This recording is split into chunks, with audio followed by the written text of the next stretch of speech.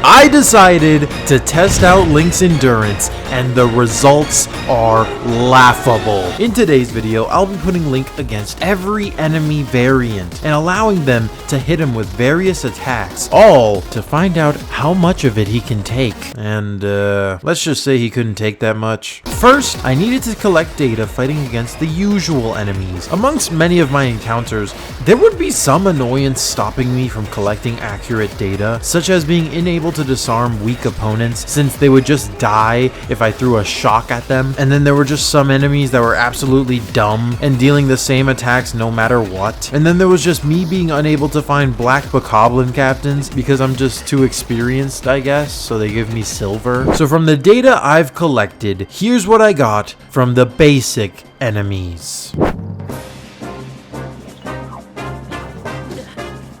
Because I wasn't able to disarm the Soldier Construct 1, we have to go with this data, take what we know from the bat's damage that deals 5 quarter hearts, and subtract it from the total, leaving us with a quarter heart of damage that the construct would deal on its own.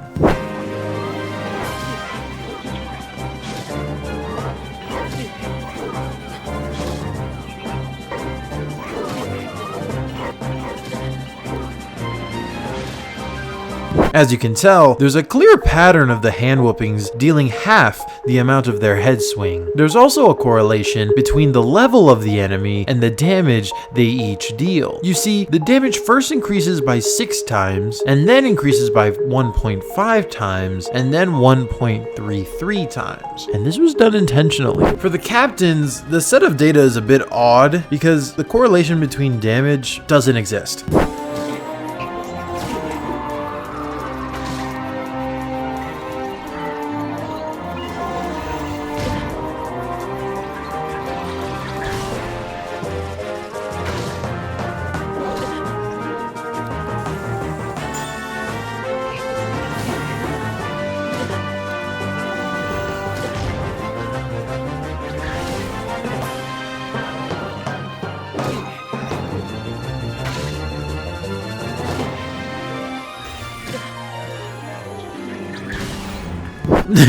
There's nothing here. It's just more. Also, I couldn't get that guy to head swing, dude. Choo-choos are just kind of sad.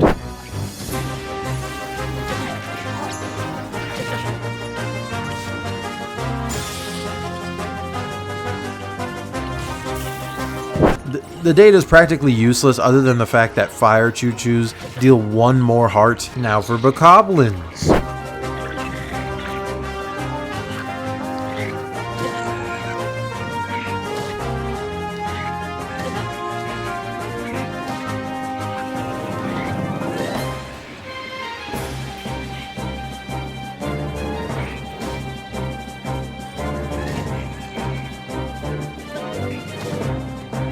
Now, as you can see once again, the damage for a smack is half of the bull attack, just like the Zonai constructs, and it multiplies by 4 times, and then 1.5 times, and then 1.33 times again, which means Nintendo has a certain kind of formula here. But for the boss bokoblins, I don't know about that.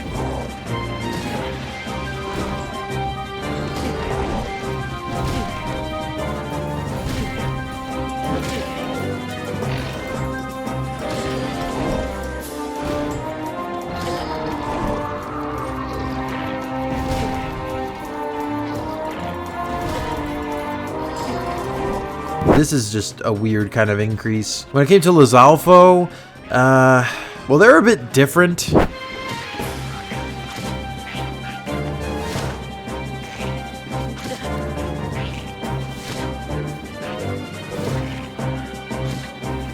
I noticed that there was a pattern here I could use to actually find out everything since I was missing some data. Now, the blue Lizalfo and the normal green have the head swing that dealt twice as much damage as the tongue strike. And for the blue Lizalfo, the tongue strike dealt the same amount as the tail swing. So maybe the tongue strike is equal to the tail swing, and those two are always half of the head swing. So I had this assumption for a while, and then I finally found a black Lizalfo at the very end of my data collection, and I tested out my theory.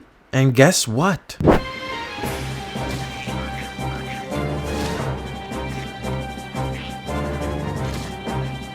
Look at that, I was correct.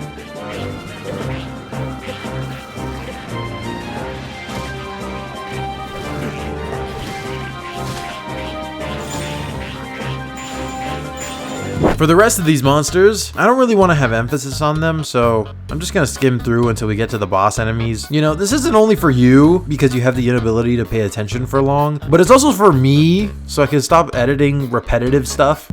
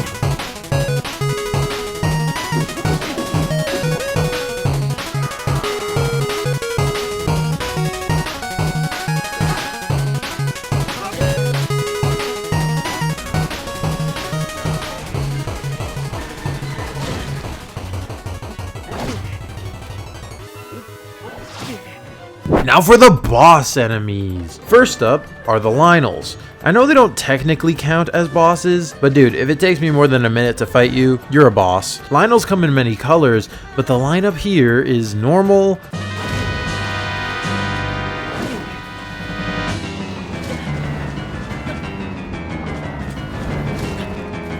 white-maned,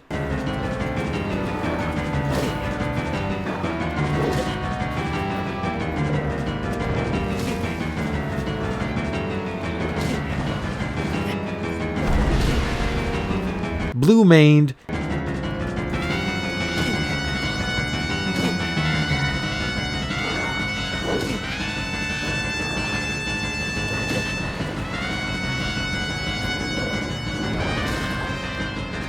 and silver.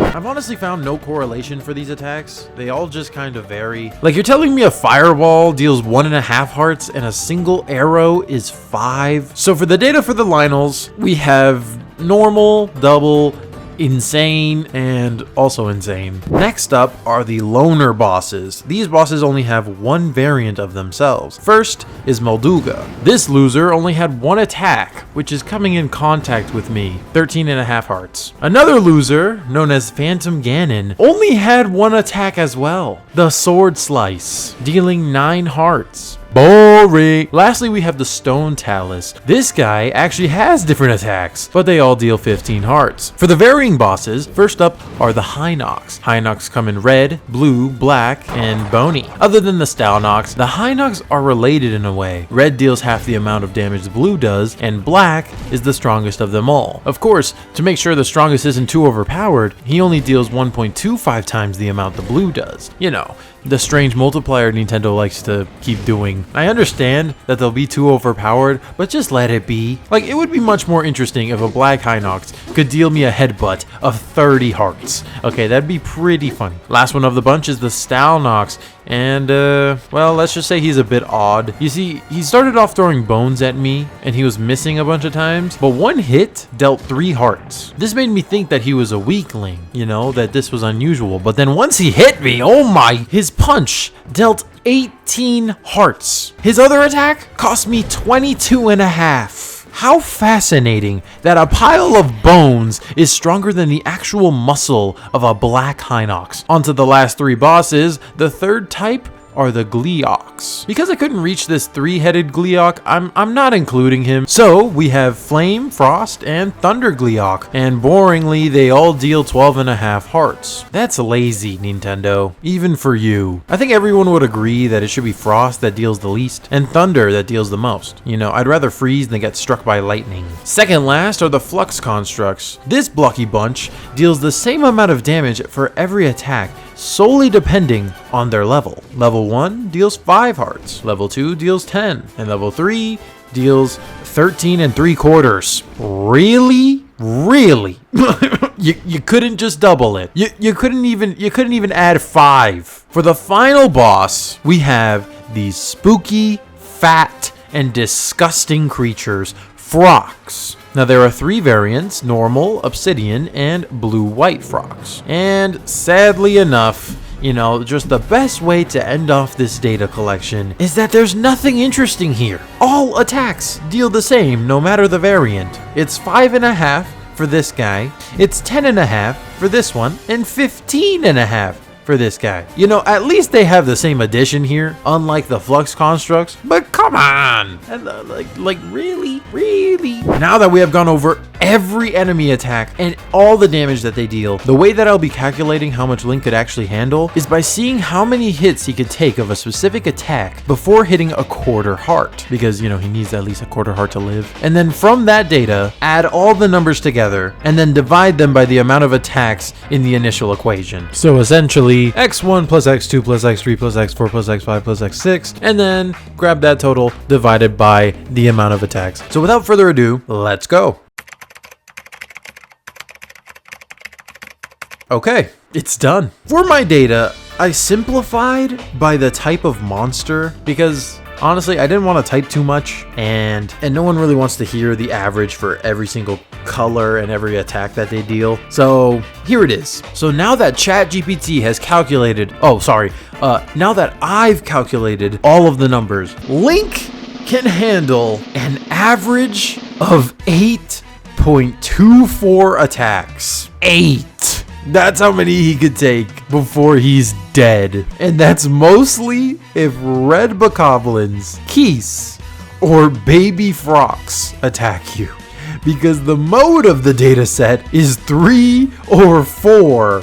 Dude, Link is weak. He couldn't survive anything. If he was in the scenario against an army of enemies, like in this scene, if it was just him, he's a goner. He's dead. Dude, this guy needs Daruk's protection, Mipha's grace, stackable armor, a ton of healing, and plot armor to save him. He is not getting anywhere with this.